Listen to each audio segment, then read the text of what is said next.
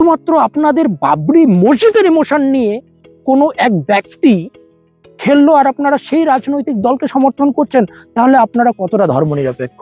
গতকালকের কর্মকাণ্ড দেখে আমার কোথাও যেন মনে পড়ে গেল সেই আমাদের বর্তমান প্রধানমন্ত্রী নরেন্দ্র মোদী সাহেবের একটা কথা।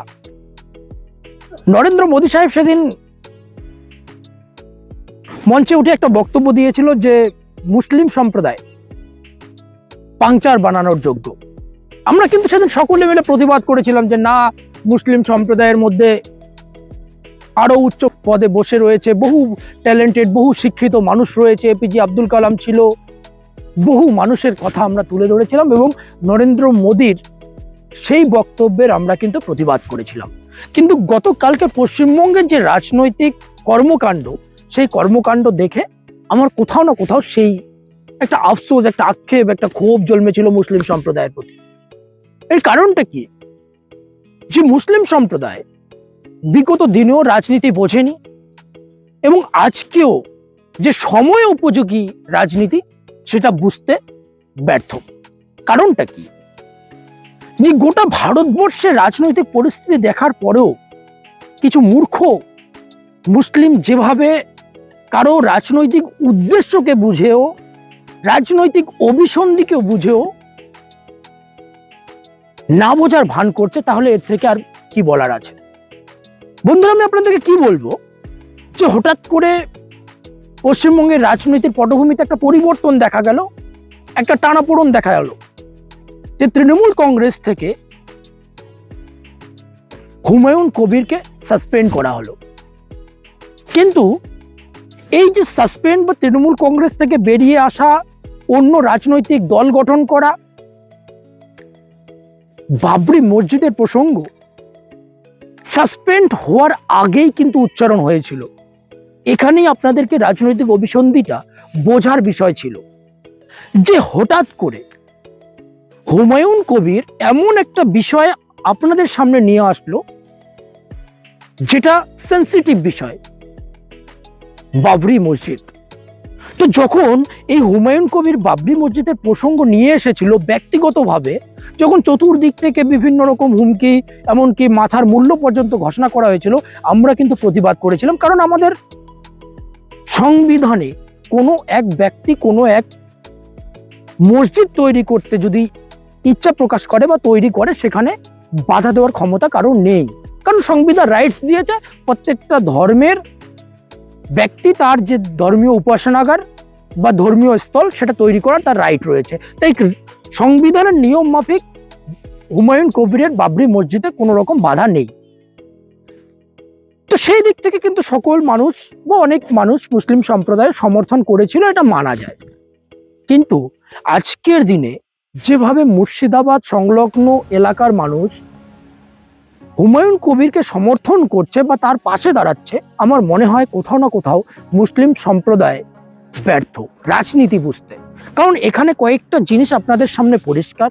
এক, যে হুমায়ুন কবির ভোটের প্রাক মুহূর্তে এমন একটা বিষয় নিয়ে সামনে নিয়ে আসলো যেটা হচ্ছে বাবরি মসজিদ, যেটা হচ্ছে সেন্সিটিভ বিষয়। মসজিদ তৈরি করতে পারতো উনি, অন্য নামে তৈরি করতে পারতো, কিন্তু না, উনি চয়ন করলো যেখানে আপনাদের ইমোশন, আপনাদের আবেগ জড়িত রয়েছে, সেরকম একটা নাম বাবরি মসজিদ। তো উনি তো ভোটের পরেও তৈরি করতে পারতো বা আজ থেকে 6 বছর বা 6 মাস আগেও সেই বিষয়ে উত্থাপন করতে পারতো, কিন্তু না, ঠিক ভোটের পূর্বে। তার মানে এখানে রাজনীতিটা ক্লিয়ার রয়েছে, কারণ উনি আপনাদের আবেগ নিয়ে খেলতে চায়। দ্বিতীয় বিষয়, ওনার একটা বক্তব্য হয়তো আপনারা শুনতে পেয়েছেন যে উনি নিজেই বলেছে যে বাবরি মসজিদে টাকা দান করা প্রচুর ব্যক্তি রয়েছে, তার মধ্যে একজন যে 80 কোটি টাকা দিতে চেয়েছিল, উনি নাম প্রকাশ করেনি, সেই ব্যক্তি বাবরি মসজিদে 100 কোটি টাকা দেবে। কিন্তু তার থেকে 300 কোটি টাকা হুমায়ুন কবির যদি নিজের দল গঠন করে তাহলে হুমায়ুন কবিরকে দেবেন। মসজিদে 100 কোটি টাকা আর হুমায়ুন কবিরকে 300 কোটি টাকা।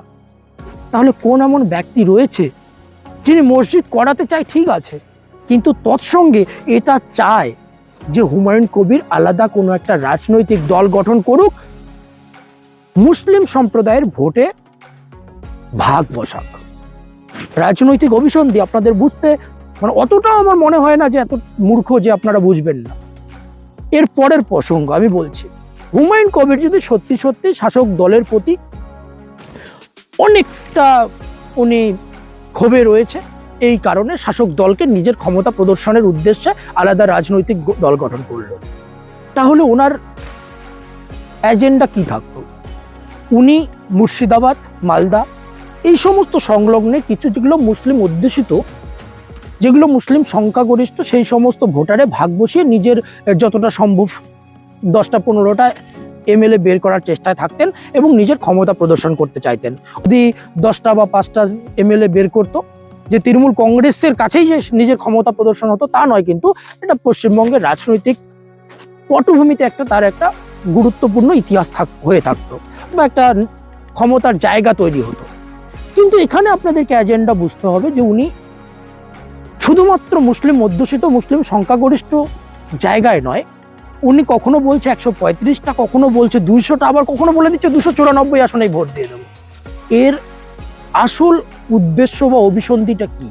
যে ওই মুসলিম অধ্যুষিত এলাকায়, কথার কথা আমি যুক্তির খাতিরে সিম্পল রাজনীতিতে আমি বুঝলাম যে উনি 10-15টা 20টা এমএলএ বিধায়ক জিতিয়ে নিয়ে আসলেন, কিন্তু এর পরের অভিসন্ধি কি রয়েছে যে বাকি জায়গাগুলোতে যে উনি এই প্রার্থী দেওয়ার কথা বলছে, উনি কিন্তু সংখ্যালঘু ভোটে ভাগ বসাতে চাইছে বা সংখ্যালঘু ভোটটাকে শাসক দলের কাছ থেকে কাটাতে চাইছে।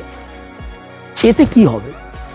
যে বিজেপি, যে অপশক্তির সব থেকে ভয়, সেই বিজেপি কিন্তু পশ্চিমবঙ্গে চলে আসবে। তো কোথাও না কোথাও এটা একটা ডিরেক্ট কানেকশন আমরা খুঁজে পাচ্ছি যে উনি বিজেপিকে সুবিধা করে দেওয়ার জন্যই এই সমস্ত কর্মকাণ্ড করছে না তো?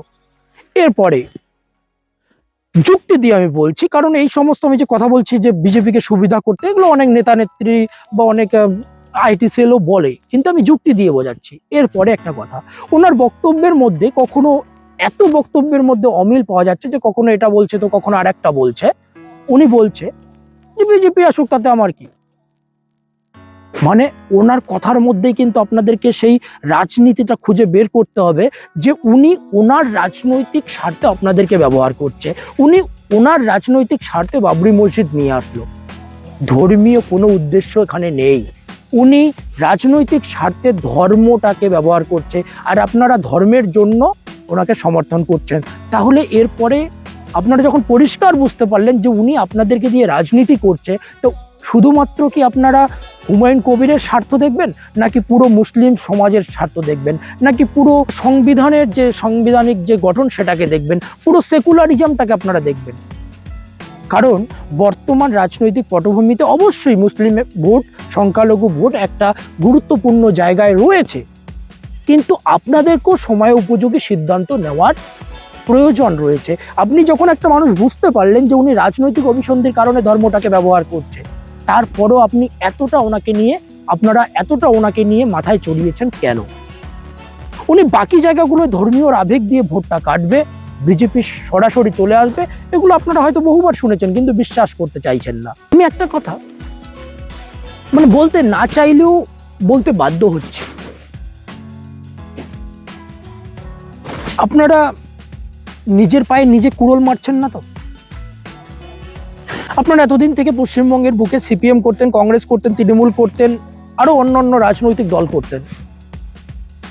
আইএসএফ যেখানে Naushad Siddiqui Indian secular front বলে একটা রাজনৈতিক দল বের করেছে, সেটাকেও কিছু সংখ্যক মানুষ সমর্থন করছে, কিন্তু এটা সংবিধান রাইটস দিয়েছে অবশ্য যে প্রত্যেকটা মানুষের তার রাজনৈতিক স্বাধীনতা রয়েছে, যে কোনো রাজনৈতিক দলের সঙ্গে জড়িত হতে পারে। কিন্তু এতদিন থেকে বহু যারা সংবিধানকে মানে, সংবিধানের প্রকৃত উদ্দেশ্য, সংবিধানের প্রকৃত গরিমা মাহাত্ম্যকে বুঝে আপনাদের সঙ্গে, সংখ্যালঘুদের সঙ্গে কোনো অন্যায় হলে, অবিচার হলে আপনাদের পাশে দাঁড়ায়, এই কথাটা যথাযথ গুরুত্ব মর্যাদা দিয়ে যে আমরা একটি সাংবিধানিক গণতান্ত্রিক দেশের নাগরিক, একটি ধর্মনিরপেক্ষ দেশের নাগরিক, এবং তারা সত্যিকারের সংবিধানের মর্যাদাটা দিয়ে কিন্তু আপনাদের পাশে দাঁড়ায়। কিন্তু আপনারা এই ঠিক ভোটের দোরগোড়ায় শুধুমাত্র এতদিন থেকে যেখানে আপনারা যখন লাঞ্ছিত, বঞ্চিত, অপমানিত হয়ে যাচ্ছিলেন, তখন আপনাদের সংবিধানের কথা মনে পড়ছিল, তখন ধর্মনিরপেক্ষতার কথা মনে পড়ছিল, তখন আপনাদের ন্যায়, অন্যায়, আইন, কানুন সমস্ত কিছুর কথা মনে পড়ছিল। কিন্তু ভোটের দোরগোড়ায় শুধুমাত্র আপনাদের বাবরি মসজিদের ইমোশন নিয়ে কোনো এক ব্যক্তি খেললো, আর আপনারা সেই রাজনৈতিক দলকে সমর্থন করছেন। তাহলে আপনারা কতটা ধর্মনিরপেক্ষ? তাহলে আপনাদের পাশে এরপরে কোন মানুষ দাঁড়াবে? আপনারা নিজেদের পায়ে নিজে কুড়োল মারছেন না তো?